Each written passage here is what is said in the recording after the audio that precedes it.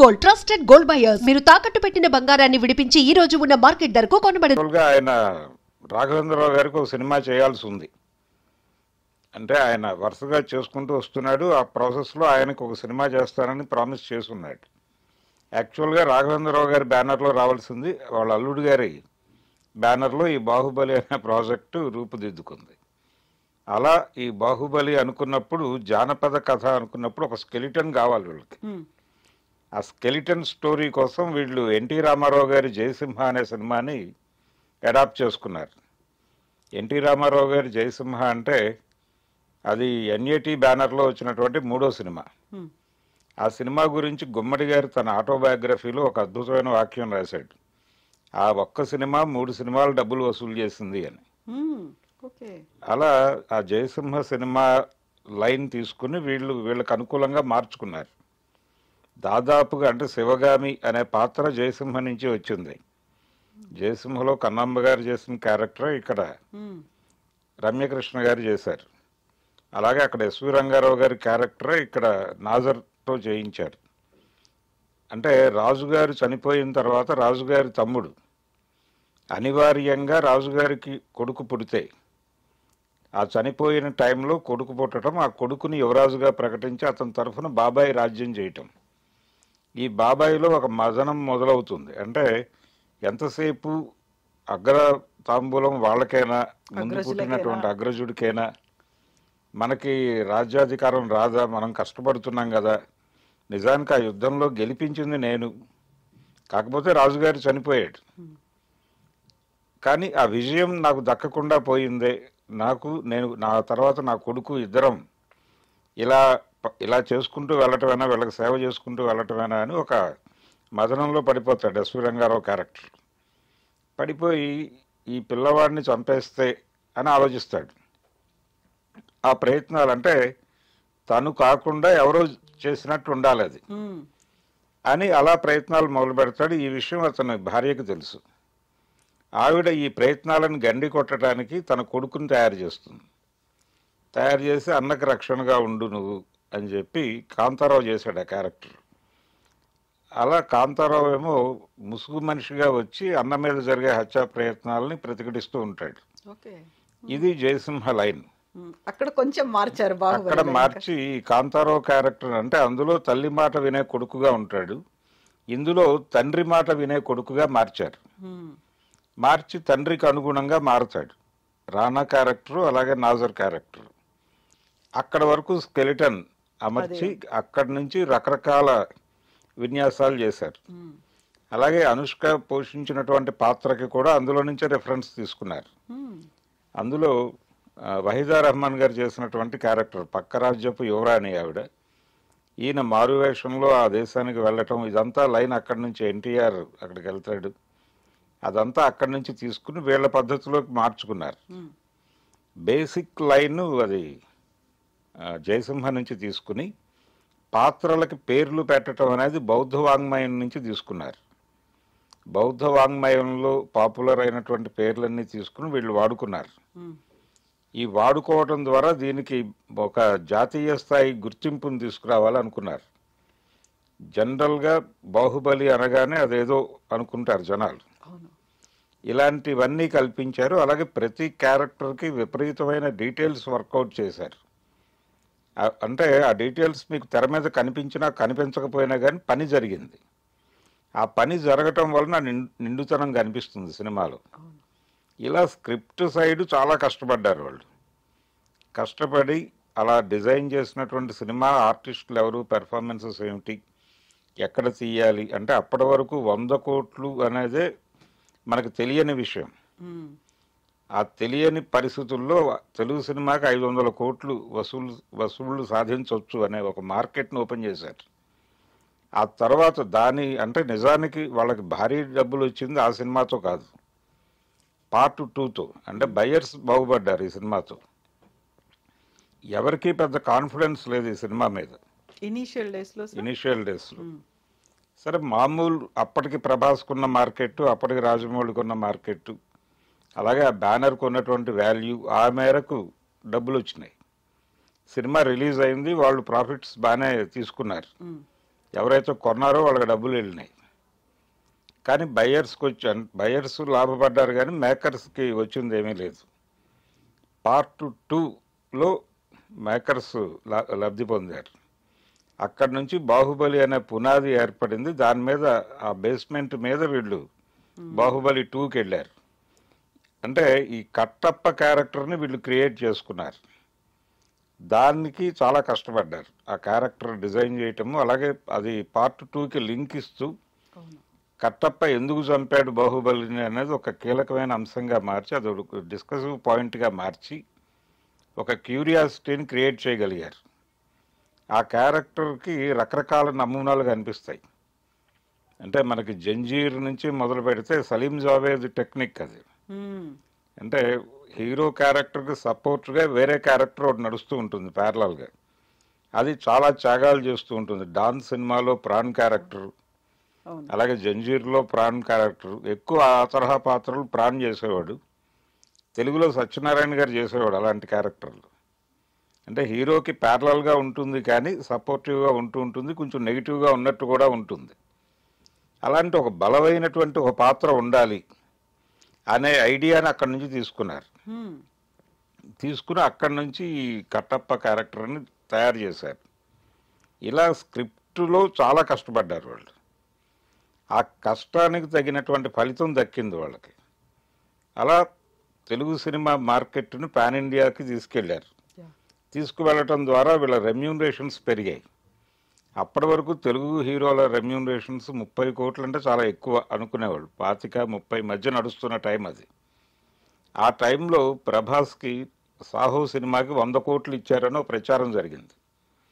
అంటే ఈ 100 కోట్లు ఎందుకు ఇచ్చారు అంటే, అతనికి పాన్ ఇండియా మార్కెట్ బాహుబలి నుంచి వచ్చింది కాబట్టి ఒక్క హిందీ మార్కెట్లోనే అది 100 కోట్లు కలెక్ట్ చేయగలిగింది ఆ సినిమా.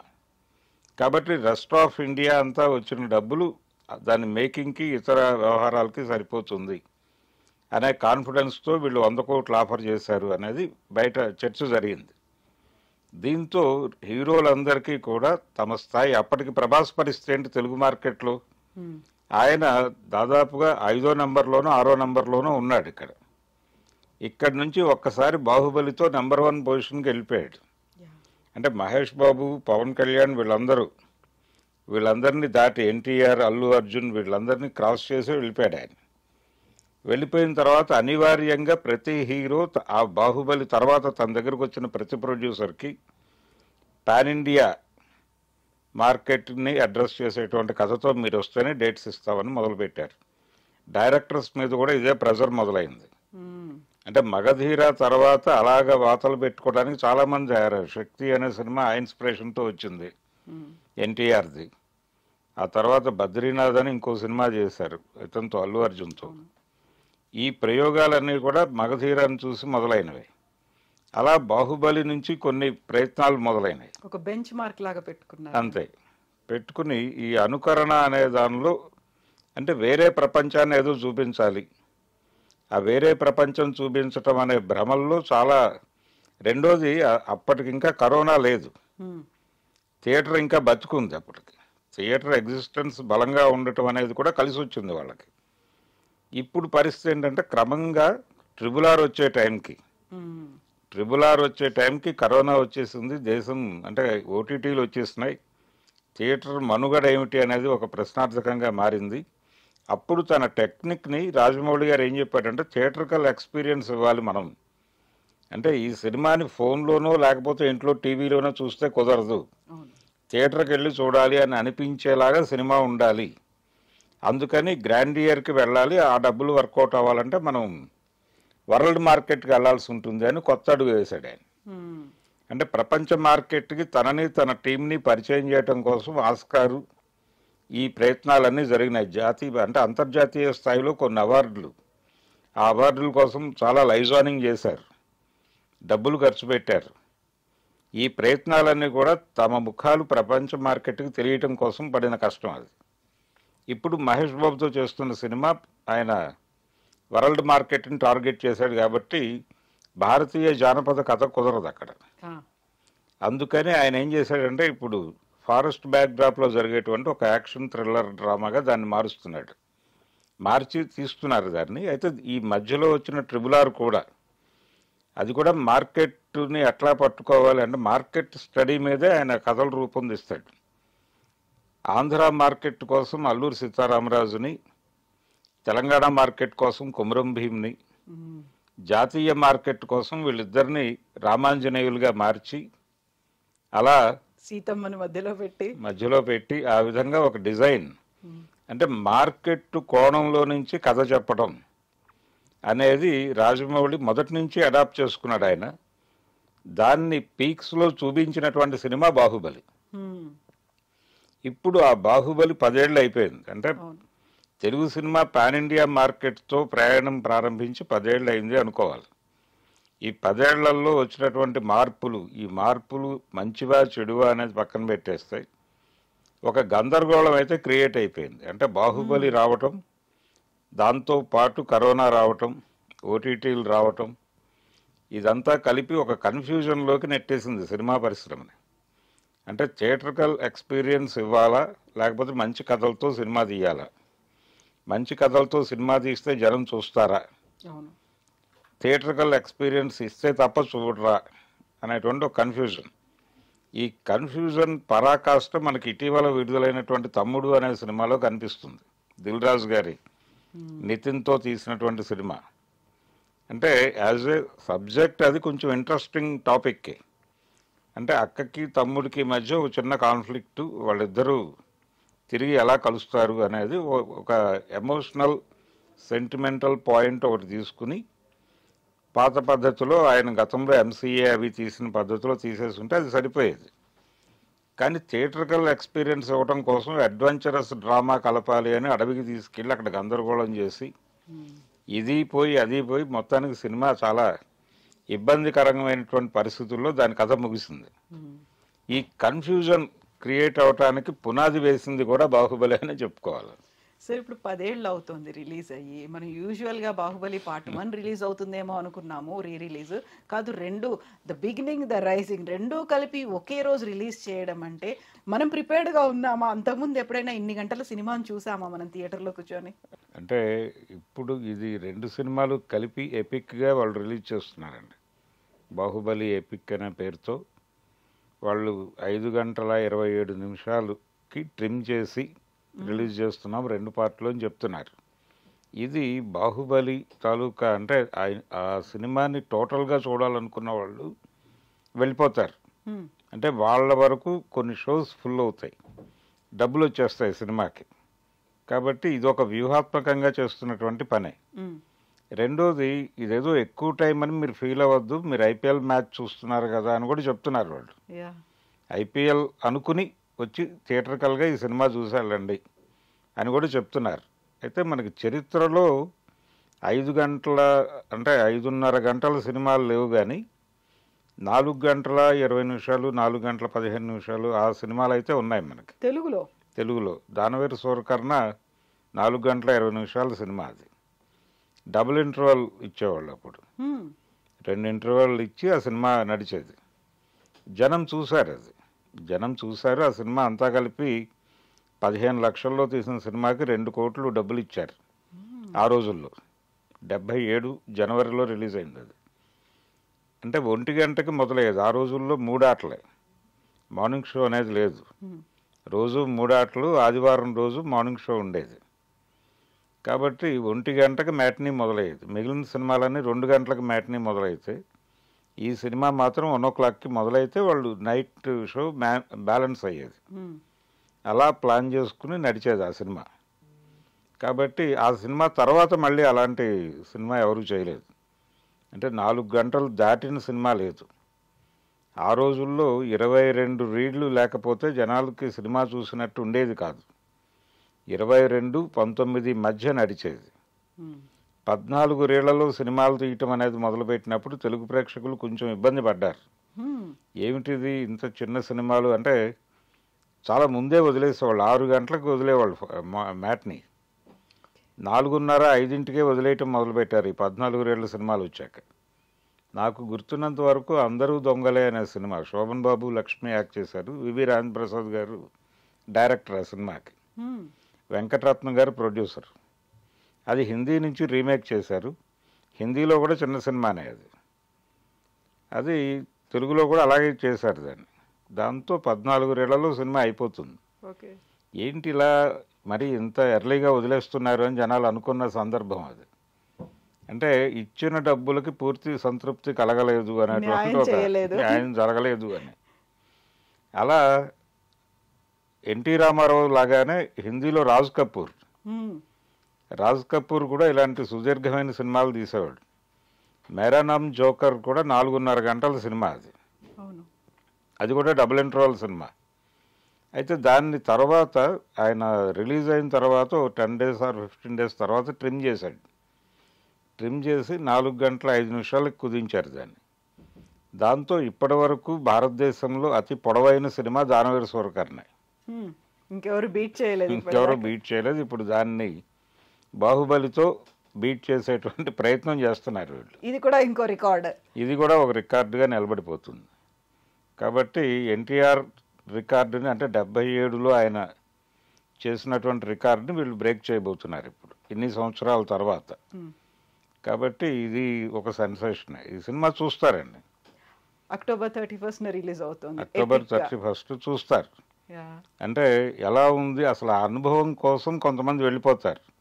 మల్టీప్లెక్స్లో హడావిడి కనిపిస్తుంది, సింగిల్ స్క్రీన్స్లో కూడా 2-3 రోజులు హడావిడి ఉంటుంది. అంతకు మించి వాళ్ళు ఎక్స్పెక్ట్ చేయట్లేదు. ఇప్పుడు దానవీర సూరకర్ణ లాగా ఇది 175 days ఆడాలి అలాంటి ఆశలు ఏమీ లేవు. జస్ట్ అలా ఒక 4-5 రోజులు ఒక ఎక్స్పీరియన్స్ అంతే జనాలకి. సో ఒకవేళ ఇదే కంటిన్యూ అయితే సీక్వెల్ గా వచ్చినవన్నీ కూడా వరుసగా పెట్టేసి అదాగే చూపించడం మొదలవుతుంది ఇంకా. అవును, అంటే సీక్వెల్ అనే దానికి కూడా నిజానికి బాహుబలే. అప్పుడు అంతకు ముందు ఆ టైంలో చర్చ జరిగింది. సీక్వెల్ గా వచ్చిన సినిమాలేవి సక్సెస్ అవ్వలేదు అప్పటిదాకా, ఇంక్లూడింగ్ రామ్ గోపాల్ వర్మ గారి రక్త చరిత్ర కూడా. 1-2 వచ్చింది కానీ 1 ఆడింది కానీ 2 నిలబడలేదు. అంటే రెండో భాగాలు నిలబడవు అనేటువంటి ఒక సెంటిమెంట్ని కూడా బ్రేక్ చేసింది సినిమా బాహుబలి. బ్రేక్ చేసి అక్కడ నుంచి 2 ఉండి తీరాలి అంటే మార్కెట్ వీళ్ళు పెట్టినటువంటి డబ్బులు వర్కౌట్ అవ్వాలంటే ఖచ్చితంగా 2 భాగాలు ఉండాలి అనేది ఒక ప్రత్యేకత. దాన్ని కాయిన్ చేసినటువంటి సినిమాగా కూడా బాహుబలికి ఒక రికార్డు ఉంది. అలాగే ఇంకొక ప్రధానమైన రికార్డు ఏంటంటే బాహుబలి పేరుతో తెలుగు సినిమా నుంచి జాతీయ మార్కెట్కి ఎగబాకటం అనేది ఎప్పుడైతే జరిగిందో, హిందీ మార్కెట్ను వీళ్ళు క్యాప్చర్ చేయటం మొదలుపెట్టిన తర్వాత అక్కడ వరుసగా ఫెయిల్యూర్స్ రావటం మొదలైంది హిందీలో.